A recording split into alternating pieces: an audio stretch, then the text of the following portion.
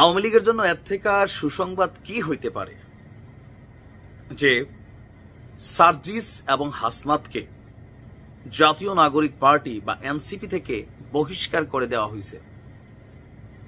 গেল কয়েকদিন আগে সেনাবাহিনীর সাথে যে কাহিনী, সেনা প্রধানকে নিয়ে যে বক্তব্য, সেনাবাহিনী বলছে এটা অপপ্রচার, বিভ্রান্তিমূলক তথ্য। তো এইটার পরে সারা বাংলাদেশে মানুষের মধ্যে একটা কনসার্ন ছিল যে হাসনাত গ্রেপ্তার হইতে পারে। আবার সার্জিস যখন হাসনাতরে পাল্টা কাউন্টার করছে, একদিন পরে আবার হাসনাতের সাথে সে সহমত পোষণ করছে, দ্বিমত ছড়ে গেছে।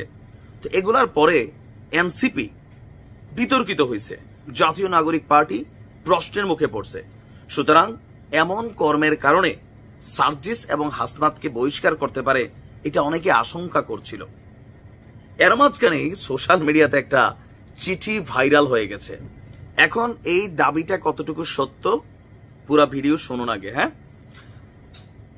সম্প্রতি হাসনাত এবং সার্জিসকে তাদের প্রাথমিক সদস্য পদ থেকে স্থায়ীভাবে বহিষ্কার করা হলো শীর্ষক দাবিতে একটা চিঠির ছবি মিডিয়াতে ভাইরাল বা সোশ্যাল মিডিয়াতে ভাইরাল। পদ থেকে অব্যাহতি এবং সদস্য পদ স্থগিত প্রসঙ্গে ওই চিঠিতে বলা হয়েছে, জাতীয় নাগরিক পার্টির এক জরুরি সিদ্ধান্ত মোতাবেক কেন্দ্রীয় কমিটির মুখ্য সমন্বয়ক দক্ষিণাঞ্চল হাসনাত আব্দুল্লাহ, মুখ্য সমন্বয়ক উত্তরাঞ্চল সার্জিস আলমের বিষয়ে আওয়ামী লীগের সাথে সংশ্লিষ্টতা, দেশপ্রেমিক সেনাবাহিনীর সাথে বৈরী সম্পর্ক তৈরি, পার্টিতে সিনিয়রদের সাথে বিশেষ করে নাসিরউদ্দিন পাটোয়ারি, সামান্তা শারমিন বেয়াদবি, একক আধিপত্য, ছাত্রলীগের অতীত পশুত্বপনা এখনো আচরণে থেকে যাওয়া, ঘোড়া ডিঙিয়ে ঘাস খাওয়া সহ অগণিত কারণে এই দুইজনের স্বীয় পদ স্থগিত করা হলো এবং তাদের প্রাথমিক সদস্যপদ স্থায়ীভাবে বহিষ্কার করা হলো।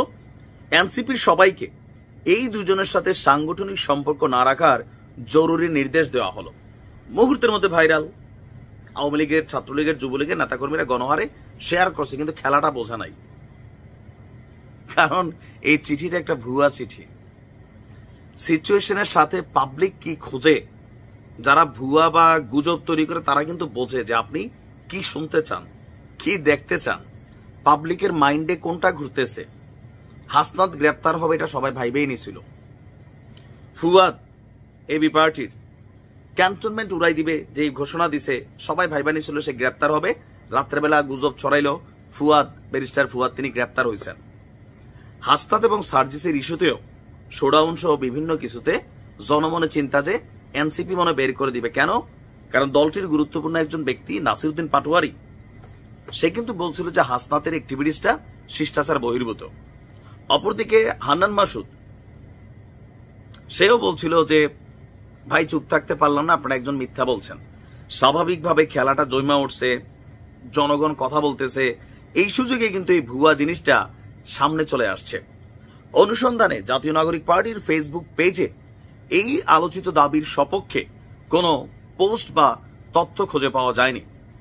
আপনার এনসিপির প্রেস বিজ্ঞপ্তির আদলে লোগো এবং নাম ব্যবহার করে আলোচিত প্রেস বিজ্ঞপ্তিটি তৈরি করা হয়। পরবর্তীতে সংবাদ মাধ্যম দ্য ডেইলি ক্যাম্পাসের বরাতে দলটির যুগ্ম সদস্য সচিব তিনি নিশ্চিত করেছেন যে এটা ভুয়া চিঠি, এই ধরনের চিঠি ইস্যু করা হয়নি। সুতরাং তারা শপথে বহাল আছেন, এত তাড়াতাড়ি এগুলা হবে না।